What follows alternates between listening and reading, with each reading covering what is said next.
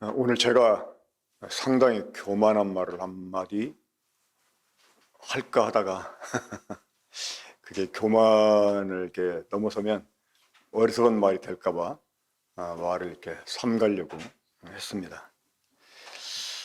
그 교만한 말이 어떤 말이냐면, 제가 요즘 우리 성도의 그 세 가지 척에 대해서 이렇게 말씀을 나누고 있는데, 특별히 오늘 세 번째 이 성도들의 적, 이 육에 관해서 말씀을 이렇게 드리기 앞서서 좀 그런 말을 하려고 했었습니다. 그게 뭐냐면 지금 제가 말씀드린 육에 관한 것, 그리고 이제 육과 더불어서 그 반대 개념인 이 영에 관해서 말씀을 이렇게 드리려고 하는 데 있어서 제가 지금 드리려고 하는 이 말씀은 성경을 이해하는 데서 아주 교과서적인 것이다. 그러니까 어떤 누가 이러한 부분에 대해서 얘기를 해도 제가 말씀드리는 이 분별이 가장 정확하다고 하는 것을 좀 말씀을 이렇게 드리고 싶었습니다. 이게 이제 듣기에 따라서 굉장히 교만한 말이 될 수도 있고 또 어리석은 말이 될 수도 있는데, 제가 지금 이 말씀드리기 앞서서 이걸 언급하는 이유가 있습니다. 물론 이제 육에 관한 이 말씀을 여러 차례, 또 영에 관한 말씀 여러 차례 이 모임에서 드린 적이 있었지만, 우리 사랑하는 형제 자매님들이 이 말씀 특별하게 좀 받았으면 하는 이런 생각이 있어서 그냥 연희 때 말씀처럼 듣지 말고 정말 이것은 이 교과서적으로 마음에 새겨야 될 그런 말씀이다 하는 걸 좀 강조하고 싶어서 말씀을 드리고 있는 것입니다. 이것이 제대로 이해가 되고 이것이 우리 사랑하는 형제 자매님들 의식 속에 딱 각인되게 되면 이 성경을 이해하는데 굉장히 도움이 돼요. 특별히 이 바울서신 로마서를 이해하는데 굉장한 도움이 될 거라고 생각을 합니다. 자, 오늘 이 성도의 세 번째 적인 육에 관해서 말씀드리겠습니다. 자, 먼저 로마서 8장 9절부터 제가 읽겠습니다. 로마서 8장 9절부터 읽습니다. 만일 너희 속에 하나님 영이 거하시면 너희가 육에 있지 아니하고 영에 있나니 누구든지 그리스도의 영이 없으면 그리스도 사람이 아니니라. 또 그리스도께서 너희 안에 계시면 몸은 죄로 말미암아 죽은 것이나 영은 의로 말미암아 살아있는 것이니라. 예수를 죽은 자 가운데서 살리신 이의 영이 너희 안에 거하시면 그리스도 예수를 죽은 자 가운데 살리신 이가 너희 안에 거하시는 그의 영으로 말미암아 너희 죽을 몸도 살리시리라.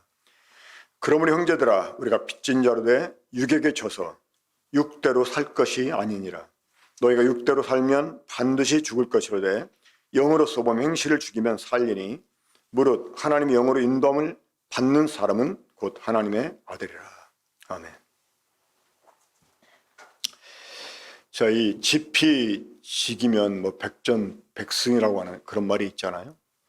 그러니까 우리가 이제 적을 알고 나를 알면 우리가 전쟁에서 몇 번을 싸워도 이길 수가 있다 하는 그런 말이 되겠습니다.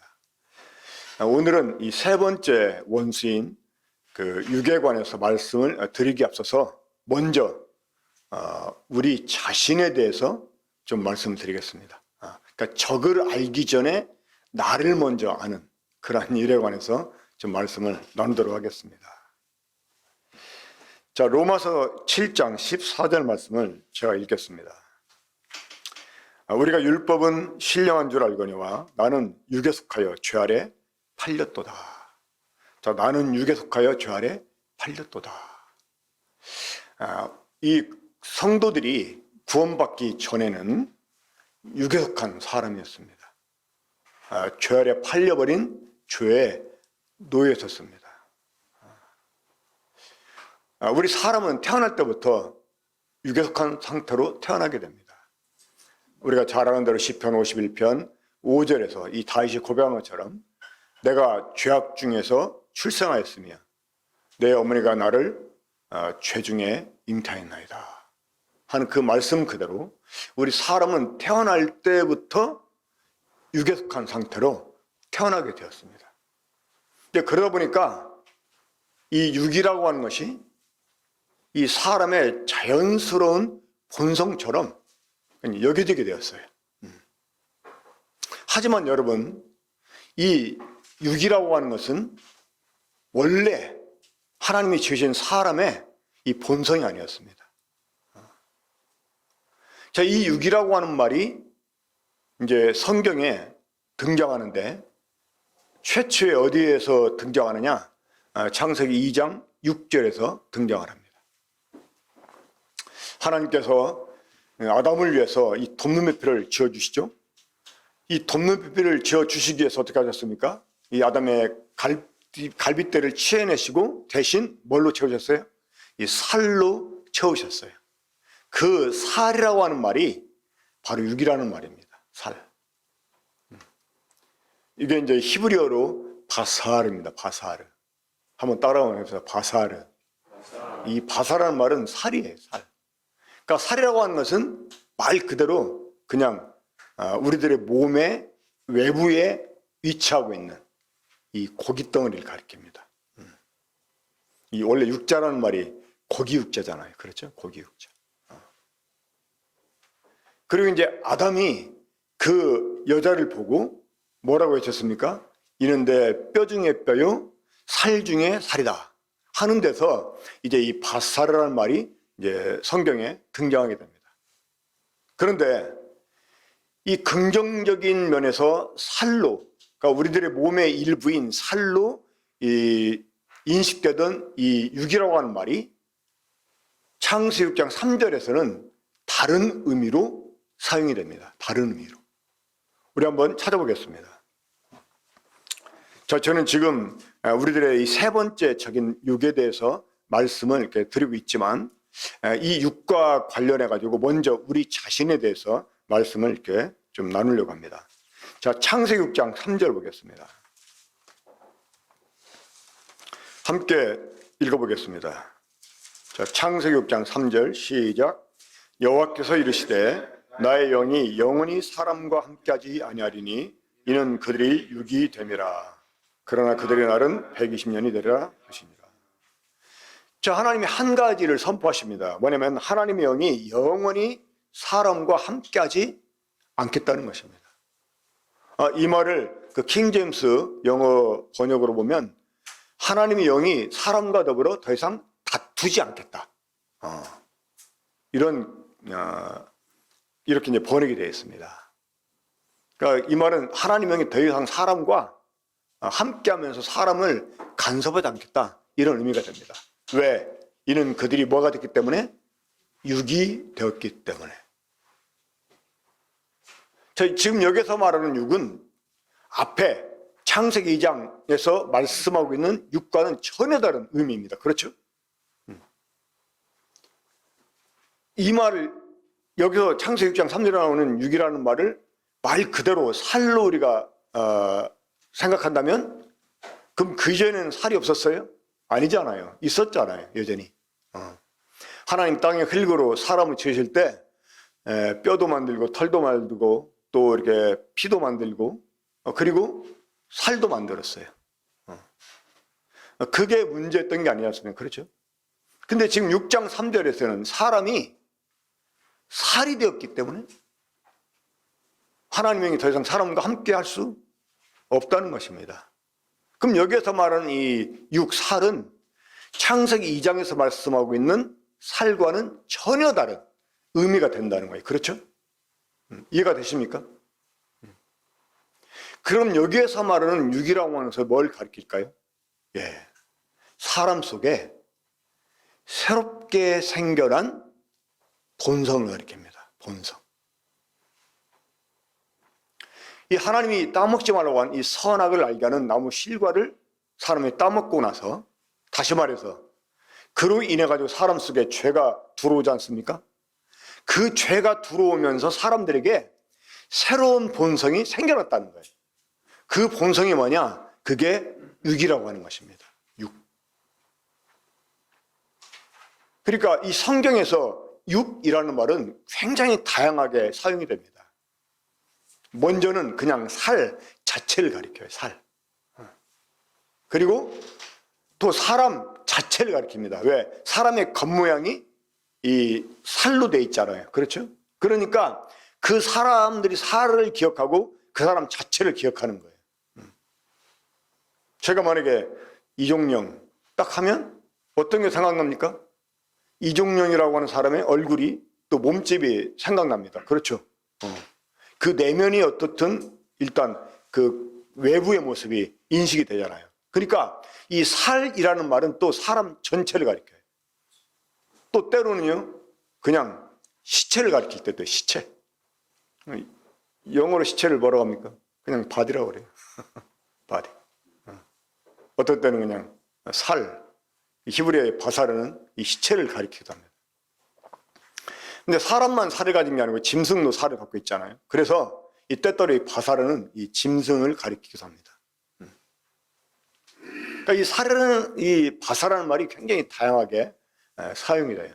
이제 그러면서도 이 사람 속에 있는 이 마음과 대조가 돼서 또 사용이 되기도 합니다. 하지만 이제 이 부정적인 의미로 이 창세기 6장 3절에서 처음 그 부정적인 의미로 이 살이라는 말이 사용이 됩니다. 여기에서 말하는 육이라는 말은 바로 사람 속에 죄로 인해서 시작된 새로운 본성을 가리킨다는 거예요. 곧 죄의 본성을 가리킨다는 것입니다.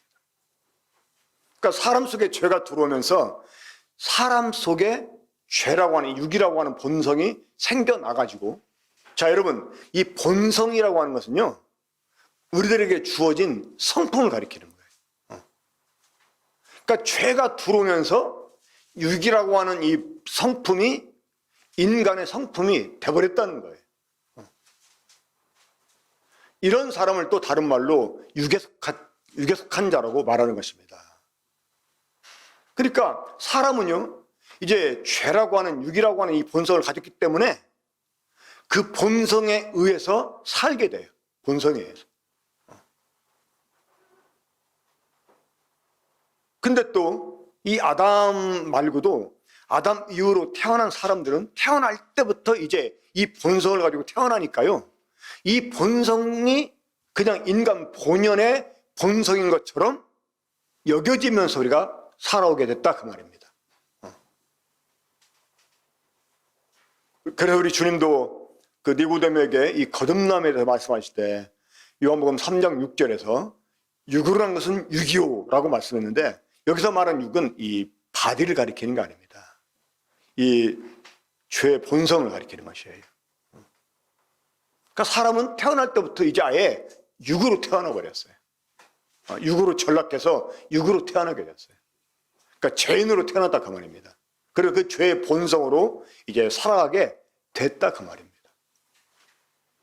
자 여러분, 이제 우리가 이 육의 반대인 새로운 본성, 그걸 영이라고 하는데, 이 영이라고 하는 말을 우리가 이제 이해를 하기 위해서 먼저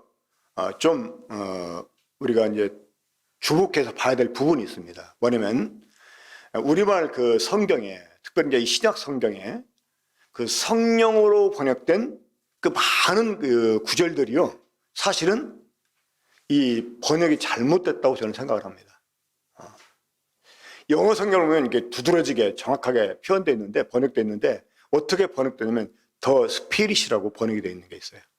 이것은 성령을 가리키지 않습니다. 물론 그 몇 구절 정도는 성령을 가리켜요.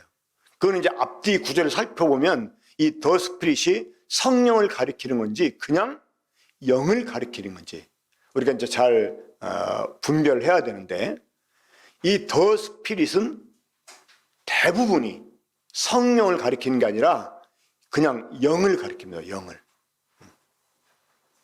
그런데 우리가 그걸 잘 구분을 해야 됩니다. 자, 그러면 영이라고 하는 것은 뭘 가리키느냐? 첫째는 하나님 자체를 가리킵니다. 영이라고 하는 말은. 그 하나님 영이시니 하는 구절이 어디 나오죠?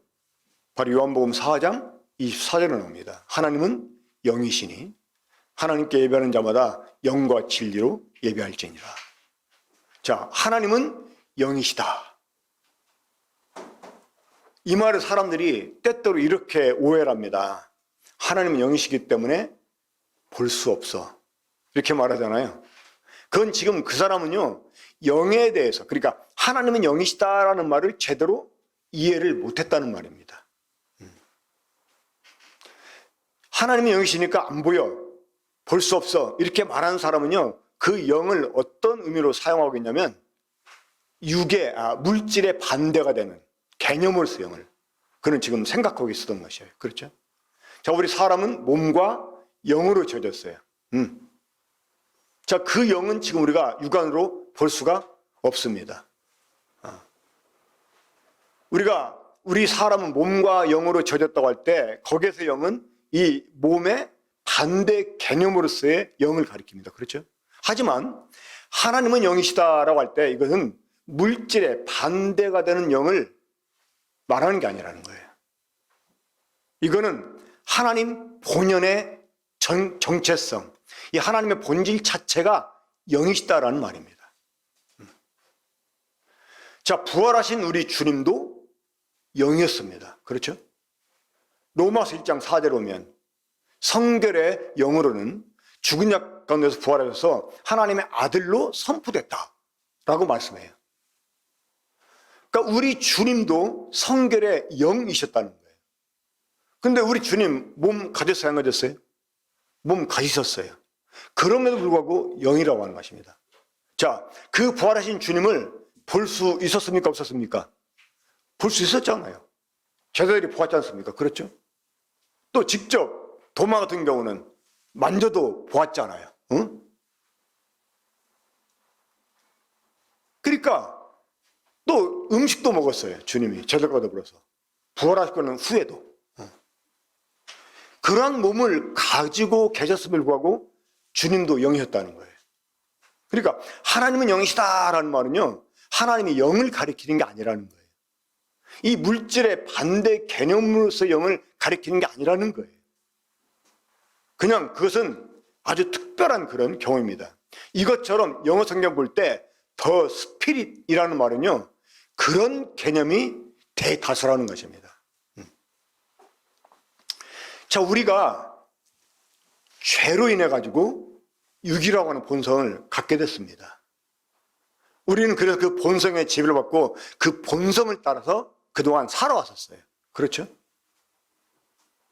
여러분, 그런 사람에게는요, 하나님의 성령이 아무리 간섭하고 그 사람의 삶을 막 주관하고 막 심지어 막 다투기까지 해도 그 사람으로는 죄를 짓지 않게 할 수가 없었어요. 이 하나님의 영이 역사하지 않기 때문에 사람이 죄를 짓는 게 아니라는 것입니다. 이 부분을 근래에 대해서 주님이 더 저에게 확신하게 했습니다. 제가 뉴질랜드에서 한국 나와가지고 이 대전 내동교에 있으면서 거기 일꾼들 훈련하기 위해서 이게 교재를 만들기 시작했습니다. 그러니까 그 교재 그 제목을 이제 시리즈 이제 그 제목이었는데 좀 길게 이렇게 제가 만들었어요. 뭐였냐면 성경의 바른 해석을 위한 기본 개념들에 대한 이해. 무지하게 길죠.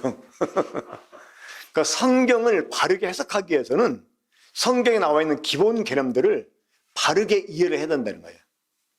그 기본 개념들이 바르게 설정되어 있지 않으면 성경을 제대로 해석할 수가 없어요. 그 참 죄송한 그 말인데, 그 어떤 사람들이 설교할 때 막 나름대로 성경 막 이렇게 해석하고 막 강조하고 하는 거 볼 때, 정말 막 어떤 경우는 못 들어줄 경우들이 흔해요. 근데 그 사람은 그렇게밖에 보지를 못하는 거죠. 왜? 이 기본 개념들에 대한 이해가 바르게 되어 있지 못하니까.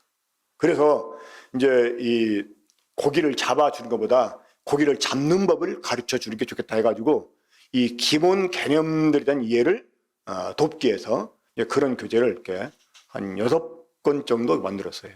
6과목 정도. 근데 이제 두 번째가 뭐냐면 이 창세기 2장 7절을 근거로 해가지고 이제 제가 이제 글을 썼는데 그때 이 제목을 사람은 몇 부분으로 젖었는가 해서 이제 2분설, 3분설 이런 쪽으로 제가 글을 좀 썼었거든요.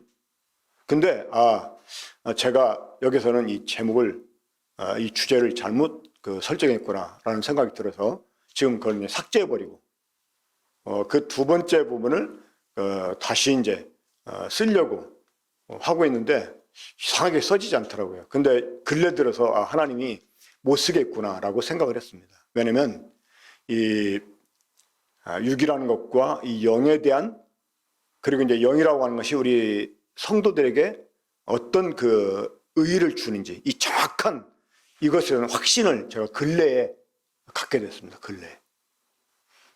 그러면서 정말 굉장히 마음이 기쁘고 그랬었는데, 자, 일단 이 죄로 인해 가지고 사람 속에 육이라고 하는 본성이 생겨났다고 말씀드렸습니다. 그러니까 사람은 이제 그 본성에 지배를 받고 그 본성에 따라서 살게 되었어요. 이런 사람에게는 하나님의 영이 아무리 역사해도 안 된다는 거예요. 이 죄를 지창케 할 수 없다는 거예요. 그러니까 이런 사람들에게 하나님이 최고의 법인 율법을 주셨어도 이들이 그 법을 지킬 수가 있었다? 없었다는 거예요. 자, 왜 그럴까요? 우리 로마서 8장을 다시 보겠습니다. 로마서 8장 7절 보면, 제가 이제 성경에 육체, 육신 이렇게 된 것을 그러니까 육이라고 제가 고쳐 지금 읽고 있는데 여러분들 그런 습관을 들으면 좋겠습니다. 육신하면 살과 몸이라는 뜻이잖아요. 몸이 인자니까. 육체, 체도 마찬가지고 몸체자잖아요. 근데 이거는 그 두 단어가 되는 거죠. 그러니까 육신, 육체보다는 육이라고 읽는 게 좋습니다. 7절 읽겠습니다. 육의 생각은 하나님과 원수가 되나니 이는 하나님의 법에 굴복하지 않을 뿐 아니라 할 수도 없습니다. 이 육의 생각은 하나님과 원수가 되는 근본적인 원인이 어디에 있을까요? 바로 육이라고 하는 것은 죄로 인해서 생겨난 본성이니까 이 육이라고 하는 것은 절대로 하나님께 복종할 수가 없어요. 응?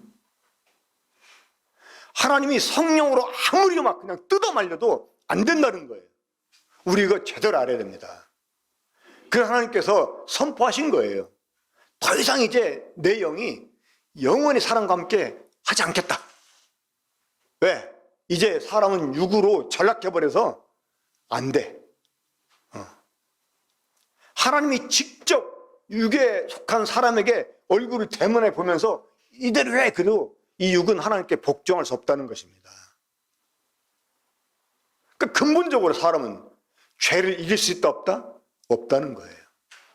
아무리 최고의 법이 주어져도 그 법을 지킬 수 있다 없다? 없다는 거예요. 그럼 어떻게 될까요? 하나님이 성령으로 뜯어 말려도 안 되는 이런 사람들 어떻게 될까요? 자, 여러분 어떻게 될까요? 네, 그래서 거듭나야 되는 거예요. 그래서 다시 태어나야 되는 거예요. 그럼 어떻게 다시 태어납니까? 니고데모 말처럼 두 번째 뱃속에 들어갔다가 나온다고 됩니까? 그건 여전히 그대로지요. 그렇죠? 그대로예요. 그러니까 육으로 한 것은 육이기 때문에 우리가 어머니 뱃속에 들어갔다 나올 수 없지만 설사 그렇게 한다 그래도 그는 주님이 말씀하신 거듭나는 건 아니라는 거죠. 그렇죠? 그럼 어떻게 하는 게 거듭나는 것입니까? 영으로 하는 것은 영이니 영으로 태어나야 돼. 영으로. 우리가 영으로 태어나야 돼. 영으로.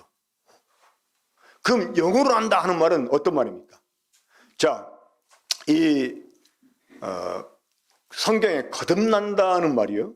헬라어로 새 단어가 나와요. 새 단어가. 저는 그동안 두 개로만 알았었는데 보니까 하나가 더 있더라고요. 그 하나는 요한복음 3장에 나와 있는 거듭남, 바로 아노덴이라는 말, 아노덴. 이 아노덴이라는 말은 이제 뭐 새로 다시 이런 의미도 있지만 그 첫 번째 의미가 뭐냐면 위에서부터란다. 위에서부터. 그러니까 위에서부터 난다는 말입니다. 그리고 이제 두 번째가 베드로전서 1장 3절 그리고 23절에 있는데 이거는 우리가 일반적으로 생각하는 거듭남이에요. 그러니까 다시 태어나는 거. 이게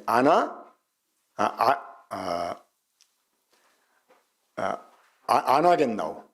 아나겟나오라는 말이 있어요. 그러니까 아나라는 말, 다시라는 말이에요. 아나, 다시, 겟나오. 태어난단 말이죠.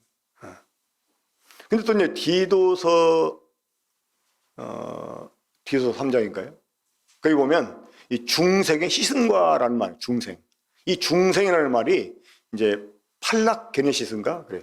팔락게네시스. 제가 지금 정확하게 기억하는지 잘 확신이 없습니다만은 팔락게네시스. 이 게네시스는 제네시스라는 뜻입니다. 제네시스. 제네시스가 이제 그 어떤 태어나는 시작, 기원을 가리켜요. 그러니까 창세기가 영어로 제네시스잖아요. 그러니까 이게 이제 그 영어식 발음이고 헬라식 발음으로 하면 게네시스. 그러니까 이 팔락이라는 말은 이제 다시라는 뜻이 있어요. 그러니까 이제 재출생을 가리키는 거죠. 그러니까 중생이라는 말이 다시 태어나는 것을 가리키지 않습니까? 근데 주님이 요한복음 3장에서 말씀하신 이 거듭남은 위에서부터, 그러니까 위는 어디를 가리켜요? 하늘을. 그럼 하늘로부터 난다는 말은 누구에게서? 하나님에게서 난다는 말이 됩니다. 자, 그럼 여러분, 우리가 하나님에게서 태어나려면 어떻게 해야 될까요? 원래 하나님의 속에 있다가 나오는 게 태어나는 건데, 이 하나님 속에는 독생자밖에 있지 않았잖아요. 그렇죠? 그럼 우리가 어떻게 해서 하나님께로 날 수가 있을까요? 바로 하나님께로부터 나오신 분의 속에 있는 하나님의 생명을 우리가 받게 되면, 그 하나님의 생명으로 인해서 우리가 영으로, 곧 하나님께로 태어난 자가 된다는 것입니다. 이게 요한복음 1장의 말씀이에요. 영접하는 자, 곧 그 이름을 믿는 자들에게는 하나님의 자녀가 되는 권세를 주시는데, 왜 예수 그리스도를 영접하면 우리가 하나님의 자녀가 되게 될까요? 이는 예수 그리스도 안에 하나님의 생명이 있었기 때문입니다. 이런 사람은 13절에서 하나님께로부터 난 자들이니라 라고 말씀합니다. 그래서 우리가 예수님을 통해서 하나님의 생명을 받음으로 하나님께로부터 태어났어요.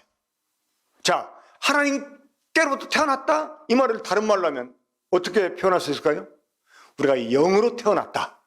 왜? 하나님은 영이시니까. 이해가 됩니까?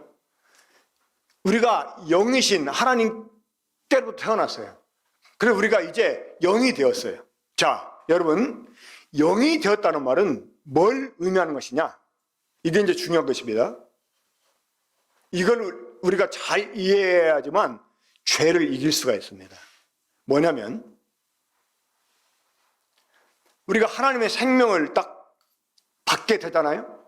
그러면 우리 속에서 새로운 본성이 생겨납니다. 새로운 본성.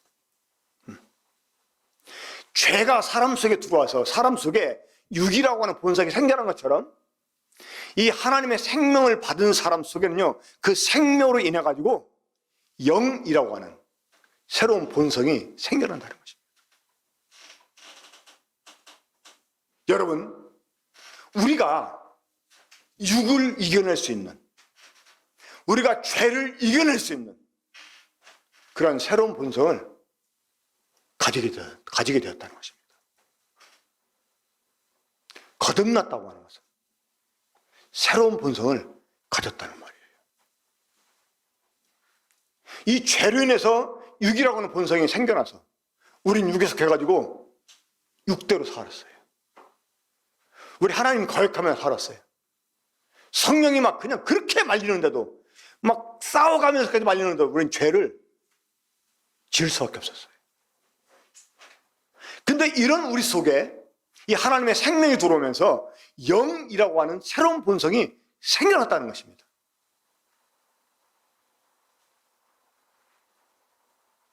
성령으로 된 게 아닙니다. 무엇으로 된 것입니까?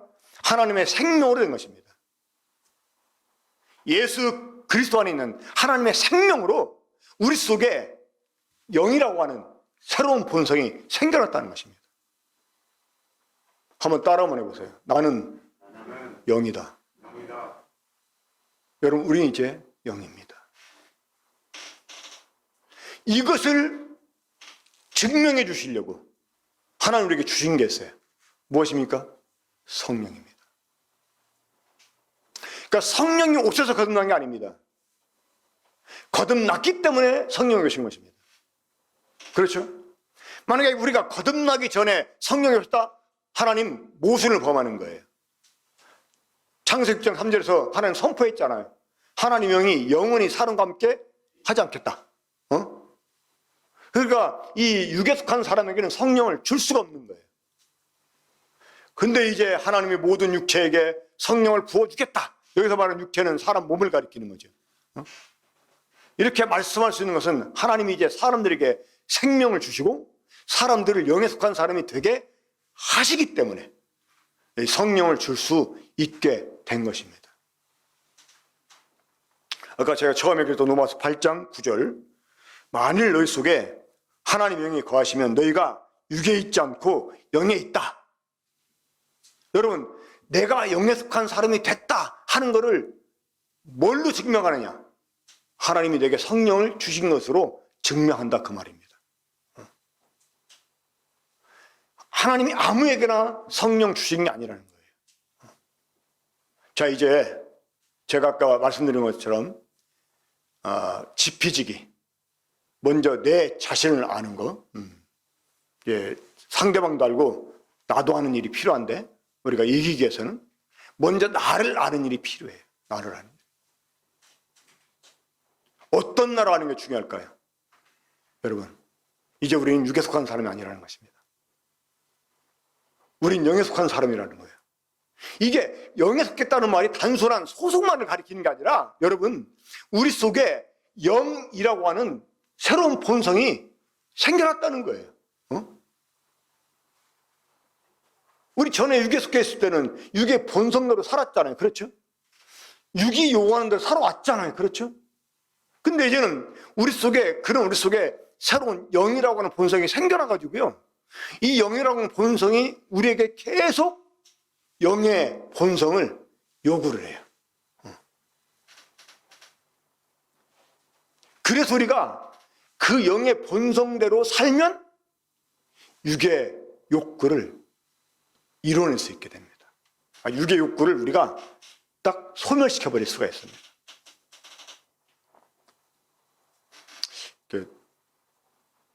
지금 다들 잘하는 말씀을 제가 쓸데없이 하는 것 같다는 생각이 듭니다. 별로 이렇게 감흥이 없는 얼굴들인 것 같아요. 물론 여러 차례 이런 말씀을 해왔기 때문에 아마 다들 이렇게 잘 아실 거라고 생각합니다만, 저는 이게 지금 새로운 확신 속에서 말씀드리고 있는 거예요. 너무나 막 정말 감동이 되고. 그러니까 하나님의 생명이 우리 속에 들어온 이후에 우리 속에 새로운 본성이 생겨났다는 거예요. 그것 때문에 우리가 죄를 이길 수 있다는 거예요. 그냥 내가 이제 거듭난 사람이니까, 내가 이제 성령의 도우심으로 하나님의 뜻대로 살 수 있을 거야. 내가 이제 이 육대로 살지 않으려고 내가 애써야지. 이런 식으로 해가지고 죄를 이기는 게 아니라, 그렇게 하다 보면 실패를 더 많이 하게 됩니다. 그게 아니라 우리는 이제 근본이 바뀐 사람이 됐다는 말이에요. 새로운 본성이 우리에게 주어졌고, 이제 우리가 새로운 본성을 따라서 의의 열매를 맺을 수 있는 사람이 됐다는 거예요. 이걸 아는 게 중요하다는 거예요. 나는 이제 영이라는 거예요. 육이 아니라. 문제는 우리 이 몸속에 아직도 육이라고 하는 이 잔재 세력이 남아있는 거죠. 그게 이제 우리들을 계속 공격해오고 우리가 이것들과 더불어 싸워야 됩니다. 자, 이런 부분은 제가 다음에 말씀을 드리려고 합니다. 하지만 오늘은 뭐냐? 오늘은 우리가 이것들을 이제 이겨내는 정도가 아니라 무시하고 살 수 있는 새로운 본성을 가진 우리가 되었다는 것입니다. 자, 이 영이 하나님의 생명이 우리 속에 주어지면서 영이라고 하는 이 새로운 본성이 우리 속에 생겨났어요. 이 영이라고 하는 본성 속에서 우리들에게 요구하는 바가 있습니다. 뭐냐? 사랑입니다. 그러니까 이제 그 갈라디아서 5장 24절에서 5장 22절에서 성령의 열매는 이렇게 말하는 게 성령의 열매가 아니고요. 영의 열매입니다. 영의 열매. 그러니까 영이라고 하는 새로운 본성에서 나오는 열매를 말씀하고 있는 거예요. 그게 뭐냐? 첫 번째가 사랑입니다. 사랑. 그럼 사랑, 희락, 화평 쭉 나오잖아요. 이제 그러한 것들이 우리 속에 새로운 본성으로 주어졌다는 거예요. 너희가 예수를 보지 못하나 사랑하는도다. 지금도 보지 못하나 믿고 말할 수 없는 영광스러운 즐거움으로 기뻐하니 너희가 믿음의 결국 영혼의 구원을 받음이라. 자, 이 믿음의 결국 영혼의 구원을 받은 사람 속에는 이 하나님의 생명으로의 새로운 본성이 주어지니까요. 그 안에서 뭐가 시작돼? 사랑이 시작이 돼요. 나를 구원해 주신 주님을 사랑하게 돼요. 또 베드로전서 1장 22절인가요? 거기 보면 너희가 진리를 순종함으로 너희 영혼이 깨끗하게 돼요. 거짓 없이 형제를 사랑하기에 이르렀으니. 여러분, 놀라운 변화입니다. 하나님의 생명이 우리 속에 주어져서 영이라고 하는 새로운 본성이 딱 생겨나게 되니까요. 우리 속에서 막 정말 이 물 밀듯 뭐가 올라와요? 사랑이 올라와요. 이 영의 본성은 사랑입니다. 이 사랑이 시작해요. 정말 형제를 막 사랑하게 이르러버려요. 거짓 없는 사랑으로. 여러분 이거 다 경험했죠? 그렇죠? 문제는 우리가 그것대로 계속 살아야 되는데 살지 못하는데 이제 문제가 있는 거죠. 계속 믿음으로 그렇게 살아야 되는데 우리가 깨어있지 못하고 또 교만하거나 이제 그러다 보니까 또 넘어지게 돼 있습니다. 하지만 우리는 그렇게 사는 게 정상적인 삶이 아니라는 거예요. 이제 새로운 본성이 주어졌기 때문에 새로운 본성을 따라서 우리가 이제 살아가면 죄를 이겨낼 수 있다는 것입니다. 우리 마지막으로 갈라디아서 5장을 보겠습니다.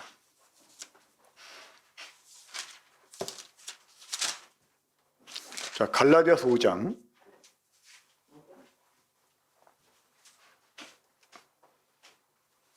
16절 보겠습니다. 갈라디아서 5장 16절 내가 이르노니 너희는 영을 따라 행하라. 그리하면 육의 욕심을 이루지 아니하리라. 우리가 그 과거의 우리 본성이었던 이 육을 막 그 대항해가지고 막 육대로 안 살아야지 한다고 해서 우리가 육을 이겨내는 게 아니라는 거예요. 이제 우리들에게 새롭게 주어진 본성을 따라서 우리가 행하면 이 육의 욕심이 자연스럽게 이루어지지 않는다는 것입니다. 자, 우리는 이렇게 이제 새로운 영이라고 하는 본성을 가진 사람이다. 그래서 우리가 죄를 이겨낼 수 있다. 여러분 이렇게 믿고 들어가는 것이 얼마나 큰 정말 장점이 되는지 모릅니다. 우리가 죄를 지으면서 당연히 이기는 이유가 뭔지 아십니까? 난 할 수 없어. 사람이 어떻게 죄를 안 짓고 살아? 아예 그렇게 지고 들어가니까 처음부터 그렇게 지고 들어가니까 이 죄를 이길 수 없고요. 죄를 이기지 못하는 걸 당연시 하는 거예요. 그게 아니라는 것입니다. 이제 우리는 육의 욕심을 이루지 않는 그 정도가 아니라 오히려 영으로 우리는 하나님을 기쁘시게 하는 정말 열매를 적극적으로 맺을 수 있는 사람이 되었다 하는 것. 이제 우리가 이거 알고 들어가야 되겠습니다. 이것이 죄를 이기는데 정말 큰 비중을 차지하게 됩니다. 기도하고 오늘 말씀 마치겠습니다. 우리 사랑하신 아버지 하나님, 오늘 저희들이 어떤 사람인지 다시금 확실히 알게 하시니 감사합니다. 우리 주 예수님으로 인해서 우리에게 하나님의 생명을 주시고 그 생명으로 저희들에게 영이라고 하는 새로운 본성을 주셔서 이제 저희가 육에 있지 않고 영에 속한 사람이 되게 하신 것을 감사드립니다. 이것을 우리들에게 보증하시기 위해서 우리에게 또한 성령을 주신 것을 감사드립니다. 이제 성령님이 우리의 보혜사가 되사 이제 영에 속한 우리가 영으로 행하는 사람이 되게 하려고 우리의 삶의 소리를 고치해 주시는데, 이러한 성령의 고치를 따라서 우리가 영에 속한 본성대로 사는 사람이 되어서 하나님을 기쁘시게 하는 그러한 저희가 되게 주시길 원합니다. 우리를 둘러싸고 있는 이 세 가지적, 이 적을 우리가 정말 능히 대적하고 주 안에서 굳게 설 수 있는 저희에게 주시길 바랍니다. 오늘 주신 말씀 감사드립니다. 주 예수 그리스도 이름으로 기도하며 이 말씀을 마치옵나이다. 아멘.